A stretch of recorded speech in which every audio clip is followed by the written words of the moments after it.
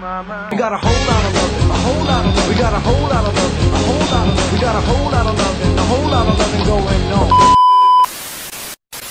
Usapang PBA muna tayo.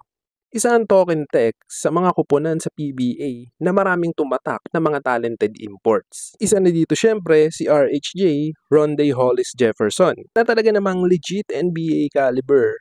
At kamakailan lang ay nasungkit ang kanyang ikalawang Best Import Award sa PBA.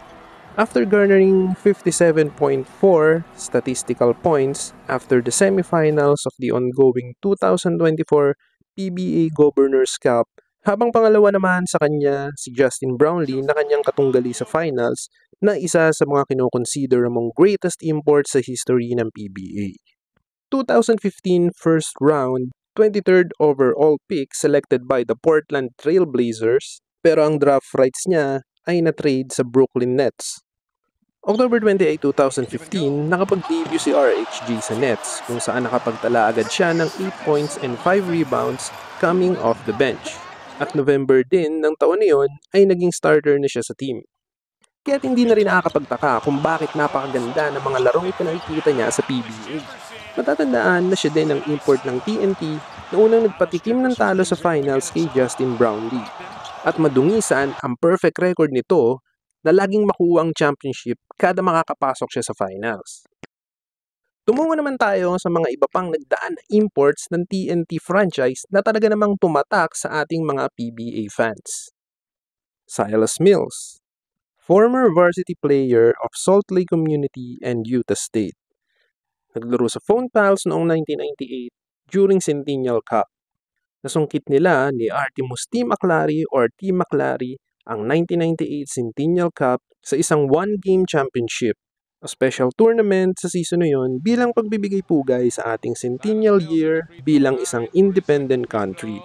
Muli siyang nasaksihan sa Governors Cup at sa taon din na yun ay tinanghal na Best Import. Nagawa niyang makarating sa PBA Finals, katulong ang kanyang katandem na import na si T. McClary.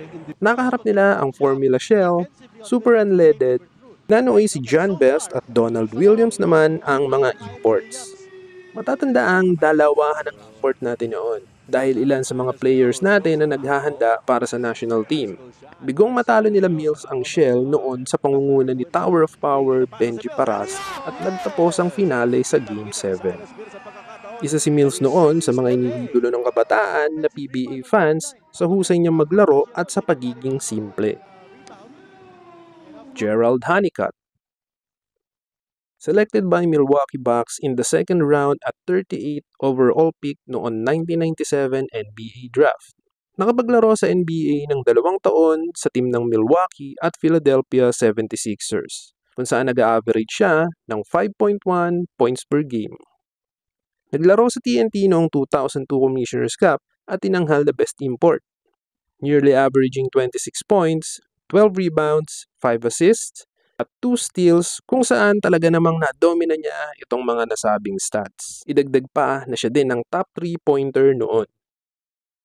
Bigo namang makuha ni Gerald at TNT ang kampyonato laban sa batang Red Bull Thunder sa pangunguna ni Best Player of the Conference Davon Harp at Finals MVP Willie Miller.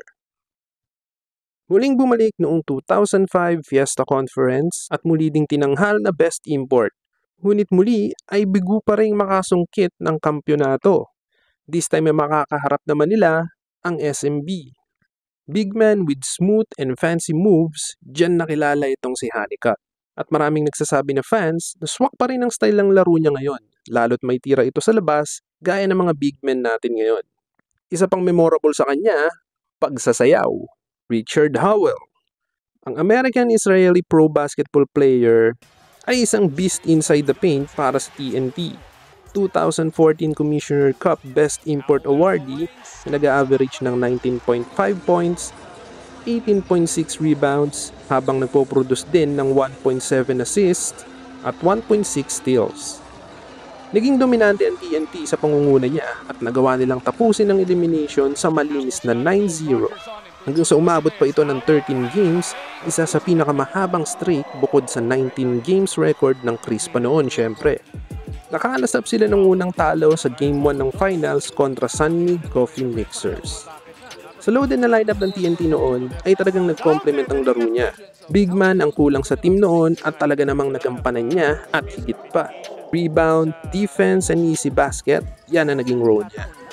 He also recorded double-double in every single game maliban noong na-injured siya. Kaya't malinaw na sa numero pa lang noon at bilang ng panalo ng kanyang kupunan ay easy pick the best import siya. Terrence Jones.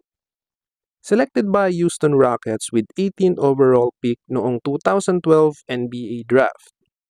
Second youngest Rocket to score 30 points or more behind Hakeem Olajuwon.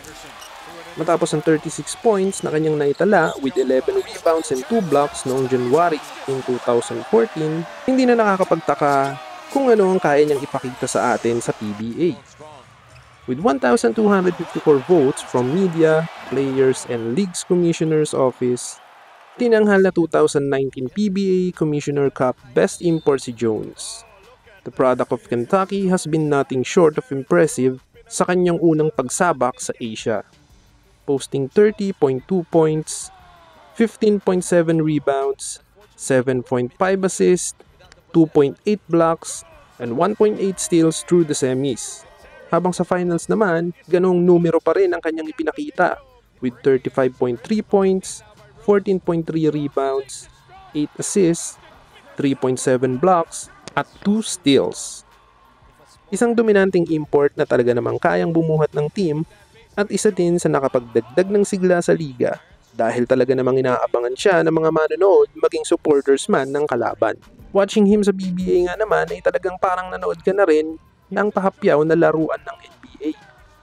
Ilan lamang sila sa mga Best Import Awardees ng Token Text na talaga namang tumatak sa ating mga PBA fans at tinutukan ng bawat manonood.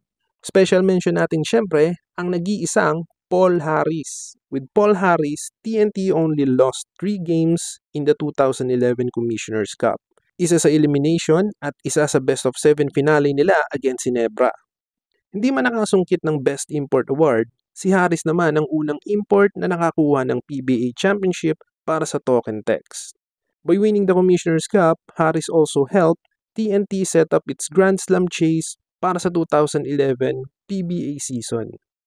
Isa sa naging pinakapaborito na TNT import, Paul Harris.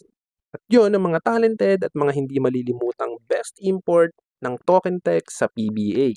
Maraming salamat sa panonood sa akin. Huwag kalimutang mag-subscribe sa ating channel, i-like itong video at i-click yung bell button na yan para lagi kayong updated sa mga bago nating upload na videos. Muli, maraming salamat sa pagsama at panonood. Ito ang Usapang PBA.